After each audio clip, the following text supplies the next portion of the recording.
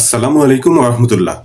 দর্শক, গুম কমিশন সম্প্রতি ডক্টর মোহাম্মদ ইউনূসের কাছে তাদের আংশিক প্রতিবেদন পেশ করেছে।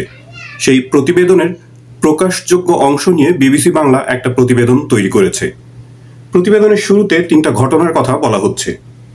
ঘটনা ১, সাদা পোশাকধারী কয়েকজন ব্যক্তি ধানমন্ডি এলাকা থেকে এক যুবককে তুলে নিয়ে তার ঠোঁট অবশ করা ছাড়াই সেলাই করে দেয়।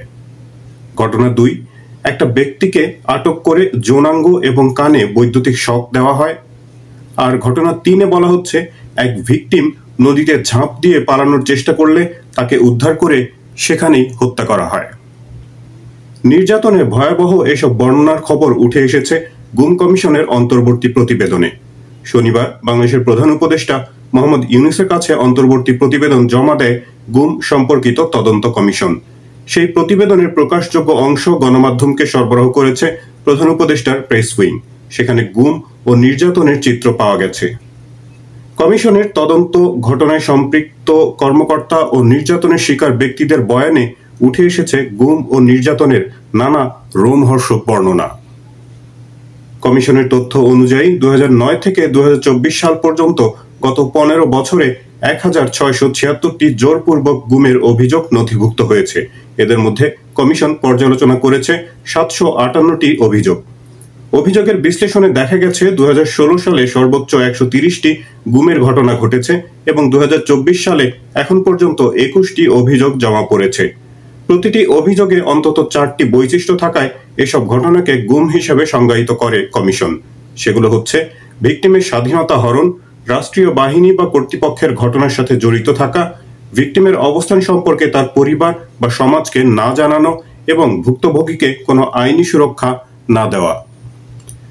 অপহরণ, আটক, নির্যাতন ও হত্যা ও মুক্তি এই ৫টি ভাগে সুপরিকল্পিত ও সুশৃঙ্খল উপায়ে গুমের ঘটনা ঘটানো হয়েছে বলে কমিশনের প্রতিবেদনে বলা হয়।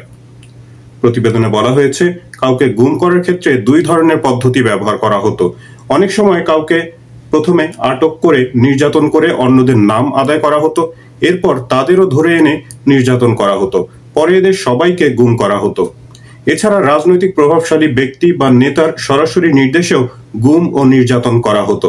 উদাহরণ হিসেবে নারায়ণগঞ্জের ৭ খুন মামলার সময় তৎকালীন র্যাব কর্মকর্তা তারেক সাঈদ মোহাম্মদের স্বীকারোক্তির কথা তুলে ধরা হয়েছে। গুমের ক্ষেত্রে ভিকটিমদের অবস্থান চিহ্নিত করতে মোবাইল প্রযুক্তির সহায়তা নেওয়া হতো বলে উল্লেখ করা হয়েছে ওই প্রতিবেদনে। Directorate general of forces intelligence DGFI এর তত্ত্বাবধানে পরিচালিত ন্যাশনাল মনিটরিং সেন্টার এনএমসি এবং পরবর্তীতে national telecommunication monitoring centre NTMC mobile নজরদারি পরিচালনা করেছে বলে কমিশনের প্রতিবেদনে উঠে আসে। এরপর টার্গেট করা ব্যক্তিকে অপহরণ করা হতো। অপহরণকারীরা নিজেদের প্রশাসনের লোক বা আইন প্রয়োগকারী বাহিনীর সদস্য হিসেবে পরিচয় দিতেন বলে তদন্তে দেখতে পেয়েছে কমিশন। সাধারণত সাদা পোশাকে ভুক্তভোগীদের তুলে নেওয়া হতো এবং নিজেদের পরিচয় গোপন করার জন্য এক সংস্থা আরেক সংস্থার নাম ব্যবহার করত বলেও অভিযোগ পাওয়া গিয়েছে। উদাহরণস্বরূপ পুলিশের গোয়েন্দা শাখা ডিবি অভিযান চালিয়ে নিজেদের র্যাব বলে দাবি করত বা র্যাপিড অ্যাকশন ব্যাটালিয়ন র্যাব নিজেদের ডিজিএফআই হিসেবে পরিচয় দিত। প্রতিবেদনে বলা হয় অপহরণের ঘটনা ঘটত সাধারণত রাতের বেলা। ভিকটিমের বাড়ি বা রাস্তা থেকে তাদেরকে জোরপূর্বক হায়েস ধরনের বড় গাড়িতে তুলে নেওয়া হতো। গাড়িতে তোলার পরপরই ভিকটিমদের চোখ বাঁধা হতো এবং হাতকড়া পরানো হতো। অপহরণের পুরো ঘটনাটা এতটাই দ্রুত ঘটত যে আশেপাশে থাকা মানুষ বুঝতেও পারত না যে কাউকে অপহরণ করা হয়েছে। আটক করার পর ভুক্তভোগীদের সাধারণত গোপন অন্ধকার কক্ষে রাখা হতো এবং সেখানেই তাদের উপর নানা ধরনের নির্যাতন চালানো হতো বলে অভিযোগ করেছে কমিশন। আটকের সময়কাল কখনো ৪৮ ঘন্টা থেকে কয়েক সপ্তাহ এমনকি কয়েক মাস পর্যন্ত হতো বলে কমিশনের প্রতিবেদনে উল্লেখ করা হয়েছে। এমন কয়েকজন ভুক্তভোগীর সাক্ষাৎকারের মাধ্যমে কমিশন বাংলাদেশের বিভিন্ন স্থানে এমন ৮টি গোপন কারাগারের সন্ধান পাওয়ার কথা জানিয়েছে, যেগুলো DGFI, RAB, counter terrorism and transnational crime CTC পরিচালনা করত। কমিশন ইতোমধ্যে ঢাকা ও চট্টগ্রামের বেশ কয়েকটি গুরুত্বপূর্ণ অফিস পরিদর্শন করেছে, যার মধ্যে রয়েছে র্যাব ইউনিট, ডিবি সদর দপ্তর এবং অন্যান্য আইন শৃঙ্খলা বাহিনীর অফিস। এসব আটক কেন্দ্রের মধ্যে কাঠামোগত মিল পাওয়ার কথা জানিয়েছে কমিশন। এই ধরনের মিল থেকে কমিশন ধারণা করছে যে পুরো বিষয়টি কোনো একটি কেন্দ্র থেকে পরিকল্পনা ও তদারকি করা হতো। কমিশনের তদন্ত বলা হয়েছে, কিছু কারাগার এখনো অক্ষত রয়েছে, অনেকগুলো ধ্বংস করা হয়েছে। আটক অবস্থায় ভুক্তভোগীদের ওপর নানাবিধ শারীরিক ও মানসিক নির্যাতনের বর্ণনা প্রতিবেদনে উঠে এসেছে। কিছু নির্যাতনের ধরন ছিল অত্যন্ত ভয়াবহ, যেমন পেটানো, বৈদ্যুতিক শক দেওয়া। সাধারণত র্যাব ও ডিজিএফআই এর বিভিন্ন স্থাপনায় এসব নির্যাতনের সব বন্দোবস্ত ছিল বলে প্রতিবেদনে জানানো হয়। বিশেষ করে সেনাবাহিনী পরিচালিত বন্দিশালাগুলোয় নির্যাতনের জন্য বিশেষ যন্ত্রপাতি ব্যবহৃত হতো, যার মধ্যে ছিল সাউন্ড প্রুফ কক্ষ এবং শারীরিক ও মানসিক নির্যাতনের জন্য ডিজাইন করা বিভিন্ন যন্ত্র। কমিশন দুটি নির্যাতনের উদাহরণ দিয়েছে। 2010 সালে ঢাকার ধানমন্ডি থেকে র্যাব এক যুবককে অপহরণ করে কোনো অ্যানেস্থেসিয়া ছাড়া ঠোঁট সেলাই করে দেয়।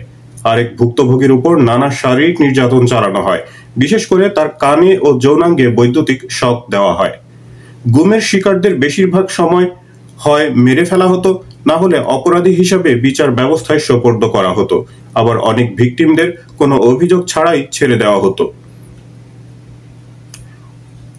গুমের শিকার অনেকেই হত্যার শিকার হয়েছে বলে প্রমাণ পাওয়ার কথা জানিয়েছে গুম কমিশন। অধিকাংশ ক্ষেত্রে ভিকটিমদের মাথায় গুলি করে মেরে ফেলা হতো, এরপর মৃতদেহ সিমেন্টের ব্যাগের সাথে বেঁধে নদীতে ফেলে দেওয়া হতো যেন মৃতদেহ ডুবে যায়। যেসব নদীতে এসব লাশ গুম করা হতো তার মধ্যে রয়েছে বুড়িগঙ্গা ও শীতলক্ষা নদী, সেজন্য কাঞ্চন ব্রিজ ও পোস্তগোলা ব্রিজ ব্যবহার করা হতো। এক সাক্ষীর বরাতে কমিশন জানিয়েছে, র্যাবের একটি ওরিয়েন্টেশন সেশন তাকে দুজন ভিকটিমকে গুলি করে হত্যার ঘটনা দেখানো হয়েছিল। এক সেনা সদস্য যিনি র্যাবের গোয়েন্দা শাখায় কর্মরত ছিলেন, তার বরাতে গুম কমিশন জানিয়েছে যে এক ভুক্তভোগী নদীতে ঝাঁপিয়ে পালানোর চেষ্টা করেছিলেন, তাকে উদ্ধারের পর সেখানেই গুলি করে হত্যা করা হয়। আরেকটি ঘটনার বর্ণনা দিতে গিয়ে এক সেনা সদস্য জানান, তাকে একটি লাশ নিয়ে ঢাকার রেল লাইনের উপর রেখে ট্রেনের অপেক্ষা করতে বলা হয় যেন ট্রেনের চাপায় লাশটি ছিন্ন বিচ্ছিন্ন হয়ে যায়।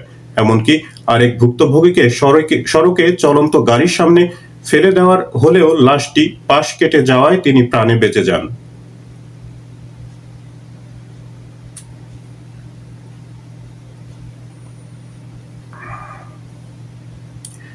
এমনকি আরেক ভুক্তভোগীকে সড়কে চলন্ত গাড়ির সামনে ফেলে দেওয়া হলেও গাড়িটি পাশ কেটে যাওয়ায় তিনি প্রাণে বেঁচে যান। গুমের ঘটনাগুলো বিভিন্ন বাহিনী আলাদাভাবে ও সুসংগঠিত উপায়ে পরিচালনা করত বলে গুম কমিশনের প্রতিবেদনে উঠে এসেছে।